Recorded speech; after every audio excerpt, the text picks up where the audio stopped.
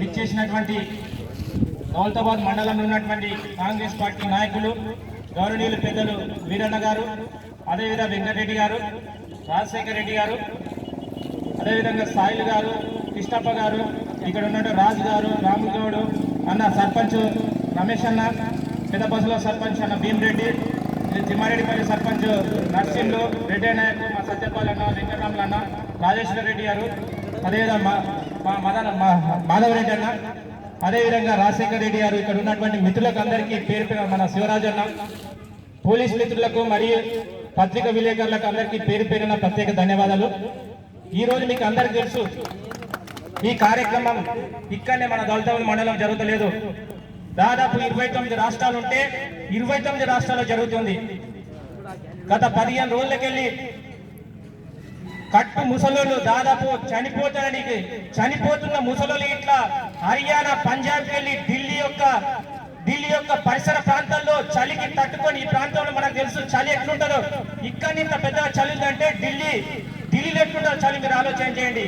ఎందుకు వచ్చిందంటే ఈ రోజు నరేంద్ర మోడీ గారు ఈ రోజు ప్రైవేట్ కార్పొరేట్ శక్తులకు బానిసగా మారి ఈ రోజు రైతులని నిండా ముంచే ప్రయత్నం జరుగుతుంది. ఆయన గెలిచింది మొత్తం రిలయన్స్ అంబానీ, ఆదాని, మోదీ వీళ్ళ సాయంతో అధికారంకి వచ్చింది కాబట్టి వాళ్ళని కాపాడుకోవాలి. అనేక రంగాల్లో టెలిఫోన్ రంగంలో కానీ వేరే విద్య, వైద్య, ఆరోగ్య రంగంలో అన్ని రంగాల్లో ఈ రోజు వాళ్ళ యొక్క గుజరాత్ కు సంబంధించిన మోడీ యొక్క వారసులు, మోడీ యొక్క బంధువులు మొత్తము పెట్టుబడులు పెట్టిండ్రు. కానీ మిగిలింది ఏకైక ఒకే ఒక రంగం, అది వ్యవసాయ రంగం. ఈ రోజు వ్యవసాయాన్ని నమ్ముకొని భారతదేశంలో 85% మంది ప్రజలు జీవిస్తున్నారు. ఎన్ని నష్టం వచ్చినా కష్టం వచ్చినా మొత్తము పురుగుల మందు తాగి చేలో చనిపోయిన కష్టాన్ని నమ్మి ఈ రోజు ప్రపంచానికి, భారతదేశానికి అన్నం పెట్టే రైతులని ఇంకా మోసం చేసే ఒక పెద్ద కుట్ర జరుగుతుంది. ఈ రోజు వీరన్న సార్ గారు చెప్పారు, ఎందుకంటే అక్షరాల సత్యం. మీరు ఒకసారి ఆలోచన చేయండి మిత్రులారా. ఈ రోజు పోలీస్ మిత్రులు ఇట్లా వ్యవసాయ కుటుంబానికి వచ్చిన నేపథ్యం ఉన్న వాళ్ళని మీరు ఆలోచన చేయలేదు. ఎందుకంటే నరేంద్ర మోడీ గారు ఒక విషయం చెప్తున్నాడు, ఈ రోజు ప్రభుత్వానికి ప్రజలకు స్వేచ్ఛయుత వ్యాపారాన్ని ఎక్కడైనా అమ్ముకోవచ్చు అని చెప్తున్నారు. కానీ కనీసం మద్దతు ధర ఎందుకు ఇస్తలేను అనేది ఒకసారి మీరు ఆలోచన చేయండి. నిజంగా ప్రభుత్వాలకు మీకు చిత్తశుద్ధి ఉంటే రైతులను మీరు పండించండి. మీరు క్వింటాల్కు మేము 2,000 ఇస్తాం, 3,000 ఇస్తామని ఎందుకు ప్రకటిస్తలేరు ఈ దొంగ ప్రభుత్వాలు? టీఆర్ఎస్ ఏమో ఈ రోజు దొంగ నాటకాలు చేసుకుంటా మొత్తం ఈరోజు మీరు ఇట్లా టీఆర్ఎస్ వాళ్ళు మనందరూ మొత్తం ధర్నా చేయండి అని చెప్తున్నారు. కేసీఆర్ గారు, కేటీఆర్ మీకు సిగ్గుచరం ఉందా? ఈ రైతులు సన్నబియ్యం మీరు వారం రోజులకెళ్ళి రోడ్డు మీద మేము కొట్లాడుతుంటే రైతుల పక్షాన్ని మీరు పోరాటం చేసిందే ఎప్పుడైనా మాట్లాడారా మీరు? ఈరోజు సిగ్గుచరం లేకుండా మేము ఇట్లా రోడ్ల మీద కూర్చున్నామంటే కొంగ జపం చేస్తుంటే ఎవరైనా నమ్ముతారో మీరు ఆలోచన చేయండి. ఈ 7 సంవత్సరాల్లో మీరు చేసిన అడ్మినిస్ట్రేషన్ మొత్తం 50 మంది తెలంగాణ ప్రజలు ఆలోచన చేస్తున్నారు. ఈ రోజు దొంగ దీక్షలు చేస్తే ఈ రోజు ప్రజలు నమ్మడానికి సిద్ధంగా లేరు. అదే విధంగా మోదీ గారు, మీరు దేశభక్తి పేరుతో మేమే మొత్తం మోటుగాలం, పోటుగాలం, ఈ రోజు మేమే అసలైన భారతీయులం, మేమే అసలైన హిందువులం అని చెప్పుకుంటూ హిందూ పేరుతో ఈ రోజు దేశాన్ని విభజించి పాలించే కాన్సెప్ట్ లో ఈ రోజు ప్రజలని ముంచే ప్రయత్నం చేస్తే, తిరుగుబాటు చేస్తే, ఢిల్లీలో ఉన్నటువంటి ఎన్ని నీటి పిరింగులు పెట్టినా, ఎన్ని రబ్బలు పుల్లలు పెట్టినా రైతులు ప్రాణాలకు వ్యతిరేకంగా పోరాటం చేసి నిలబడ్డారు. ఏమనుకుంటారు మీ రైతులు? భారతదేశ స్వతంత్ర ఉద్యమంలో రైతులు అడ్డంగా నిలబడ్డారు. తెలంగాణ ఉద్యమం మీద రైతులు చాలా మంది పోరాటం చేశారు. మీరంతా ఈ రోజు 5 సంవత్సరాల తాత్కాలిక ప్రభుత్వాన్ని ఏర్పాటు చేసుకొని ఈ రోజు ఈ రోజు మీరు ప్రజలకు అన్యాయం చేస్తామంటే చూస్తూ ఊడుకోవడానికి కాంగ్రెస్ పార్టీ సిద్ధంగా లేరు, కాంగ్రెస్ పార్టీ నాయకులు సిద్ధంగా లేరు. 70 సంవత్సరాలలో ఈ భారతదేశానికి అనేక విధాలుగా అనేక రంగాలకు అభివృద్ధి ప్రజల్లో తీసుకుపోయింది. రైతులను ఆదుకోవాలని నాగార్జున సాగర్, శ్రీశైలం సాగర్ ఇక చెప్పుకుంటూ పోతే కాశ్మీర్ నుండి కన్యాకుమారి వరకు అనేక ప్రాజెక్టులకు రూపకల్పన చేసింది కాంగ్రెస్ పార్టీ. ఈ రోజు కాంగ్రెస్ పార్టీ ఏం చేసిందని దద్దమ్మలు మాట్లాడుతున్నారు.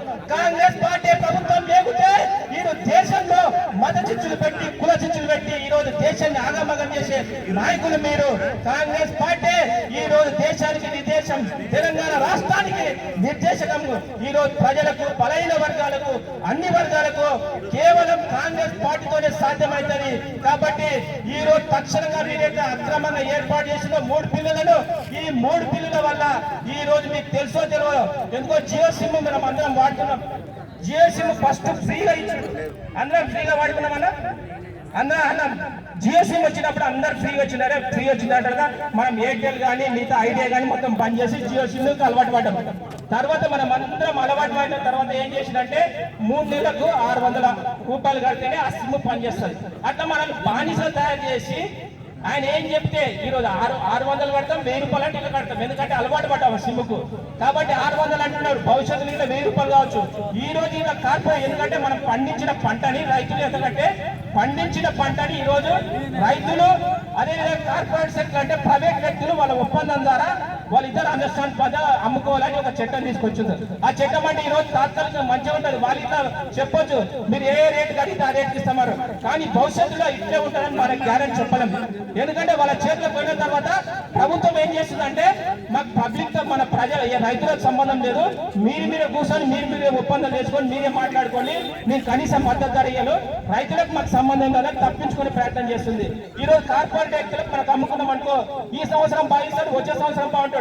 తర్వాత చట్టం అయిందనుకో, చట్టం అంటే ఏం చేస్తారు ప్రభుత్వాలు ఏం చేస్తాయి, కోట్ల పోయి కొట్లాడే శక్తి ఎవరైతే రైతులకు ఉందే వాడు కోర్టు పెట్టి మనం మంచి ల్యాబ్లు పెట్టి వాడు గెలుపొందే ప్రయత్నం చేస్తారు. కాబట్టి ఈ రోజు తప్పించుకునే ప్రయత్నం, రైతుల భారాన్ని తప్పించుకునే ప్రయత్నంతోనే కొత్త చట్టాలు చేసి ఈ రోజు ప్రైవేట్ వ్యక్తులకు లాభదాయకంగా నిర్ణయాలు తీసుకున్న గౌరవనీయ మోడీ గారు ఇప్పటికైనా ఆలోచన చేయండి. నిజంగా నువ్వు రైతు బిడ్డవైతే, రైతుగా పుట్టినట్లయితే ఈ రోజు ఆ చట్టాలతో ఇమీడియట్ గా మీరు డిస్మిస్ చేయండి. లేని పక్షంలో భారతదేశం ఒక అగ్నిగుండంగా జారి రైతు పాపాలు శాపాలు జరిగి మీరు మళ్ళీ అధికారం కోల్పోయే ప్రమాదం ఉంది. కాబట్టి దయచేసి మీరు ఆ విధంగా ఆ యొక్క దుర్మార్గమైన చట్టాలను ఇమీడియట్ గా మీరు డిస్మిస్ చేయాలని గుర్తు చేస్తూ ఇప్పుడు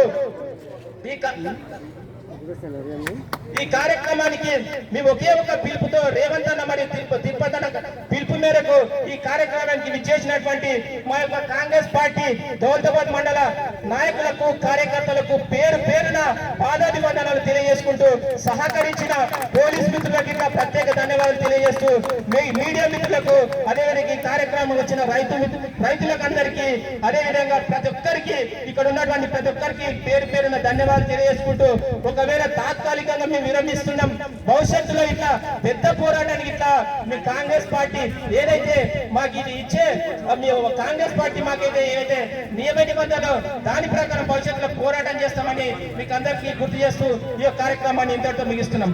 జై కాంగ్రెస్, జై కాంగ్రెస్, రేవంత్ అన్న నాయకత్వం.